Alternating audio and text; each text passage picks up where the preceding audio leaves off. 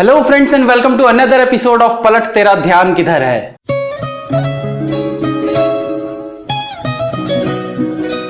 इससे पहले के कुछ एपिसोड्स में भी मैं आपको बॉलीवुड के कुछ अननोन फैक्ट्स बता चुका हूं। अब जब हमारी बॉलीवुड इंडस्ट्री इतनी बड़ी है और कई सालों से हमें एंटरटेन करती आ रही है तो जाहिर सी बात है कि इसके काफी सारे ऐसे अननोन फैक्ट्स होंगे जो शायद आपको पता ना हो। तो चलिए एक बार फिर से जानते हैं कुछ और अननोन फैक्ट्स बॉलीवुड के बारे में। तुम यहाँ गब्बर को पकड़ के मेरे हवाले करने आए हो। जिंदा वादा करो तुम उसे मुझ तक जिंदा पहुंचाओगे।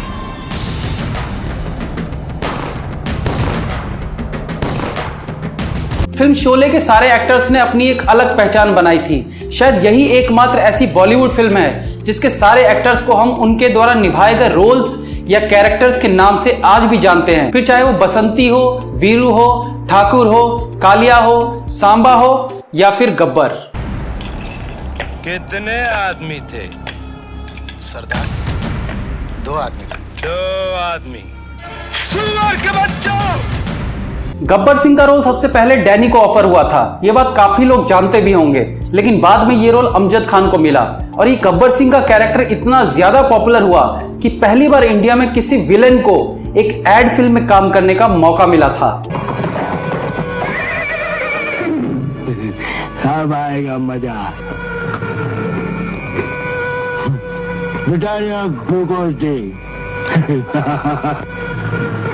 गाँव का हर बच्चा जानता है कि गब्बर की असली पसंद क्या है। अमिताभ बच्चन कई सालों से हमें एंटरटेन करते आ रहे हैं और इसमें कोई शक नहीं कि वो एक बेहतरीन एक्टर हैं, लेकिन सक्सेस को पाना और उसे कायम रखने के लिए एक्टिंग के साथ साथ पंचुअल होना भी बहुत जरूरी है। मुझे नहीं मालूम था कि आप इतने गुलामी पसंद इंसान हैं। आपको तो गुलाम चाहिए, जो मशीन की तरह बटन दबाए तो चल पड़े और बटन ऑफ करे तो रुक जाए। आज के दौर की बात करें तो अक्षय कुमार अपनी पंचुअलिटी के लिए काफी मशहूर हैं। टाइम से सेट पे आना, टाइम से घर जाना, सुबह जल्दी उठना, जल्दी सोना, ये सब उनकी आदत में शुमार है।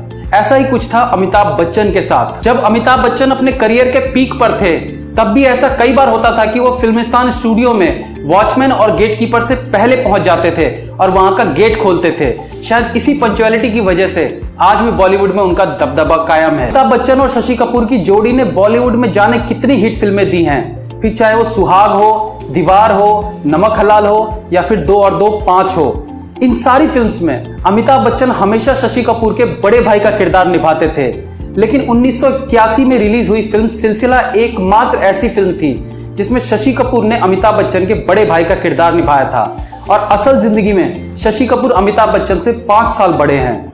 लखन रंजन आंखें खोलो माँ।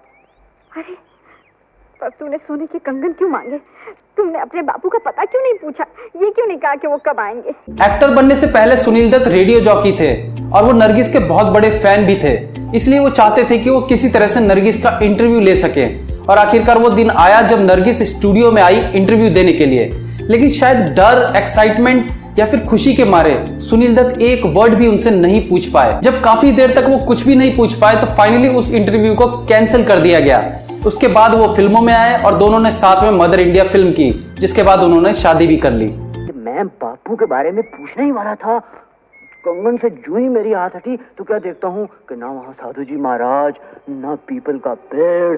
बॉलीवुड में एक्टर या डायरेक्टर की क्वालिफिकेशन ज्यादा मायने नहीं रखती है अगर वो एक अच्छा एक्टर या फिर डायरेक्टर है तो, लेकिन अगर वो कोई फिल्म कोर्स की डिग्री या फिर कोई एक्टिंग सर्टिफिकेट के साथ फिल्मों में एंटर होता है तो आज के टाइम में तो ये बड़ी बात नहीं है, लेकिन पुराने वक्त में ये काफी बड़ी बात होती थी। और तब तो ये और बड़ी बात होती थी अगर वो एक फीमेल एक्ट्रेस है तो। देविका रानी 1933 से 1944 तक वो फिल्मों में एक्टिव रही और इस दौरान उन्होंने 15 फिल्मों में काम किया और उन्हें पद्मश्री से भी सम्मानित किया गया।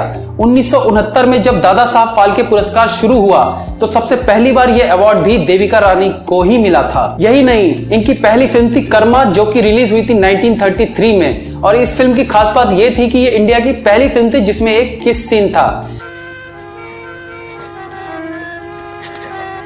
हालांकि 1929 में release silent film a throw of dice में भी एक किसिंग सीन है, लेकिन इसके बावजूद ज्यादातर बॉलीवुड के ज्ञानी लोग 1933 में रिलीज्ड कर्मा फिल्म के किसिंग सीन को फर्स्ट इंडियन किसिंग फिल्म मानते हैं। और ये भारत की पहली इंग्लिश फिल्म थी। देविका रानी ऐसी पहली एक्ट्रेस थी जिनके पास फिल्म मेकिंग डिग्री थी, जो उन्होंने बर्लिन से पूरी की थी। पहले ये बता कि उसने मुझे क्यों मारा? उसने तुझे इसलिए मारा क्योंकि तुमने पुलिसमैन को मारा। तो फिर कह दो उसको कि बल्लू ने पुलिस वाले को भी मारा। खलनायक फिल्म एक बहुत बड़ी हिट फिल्म थी और इस फिल्म के हिट होने के काफी सारे रीजंस भी थे। उन्हीं दिनों संजय दत्त का गिरफ्तार होना, सुभाष घई जैसे डायरेक्टर का होना और फिल्म की स्क्रिप्ट तो अच्छी थी ही। इन सब से अलग फिल्म अपने गानों की वजह से भी काफी चर्चा में रही थी, खास तौर पे इस गाने की वजह से।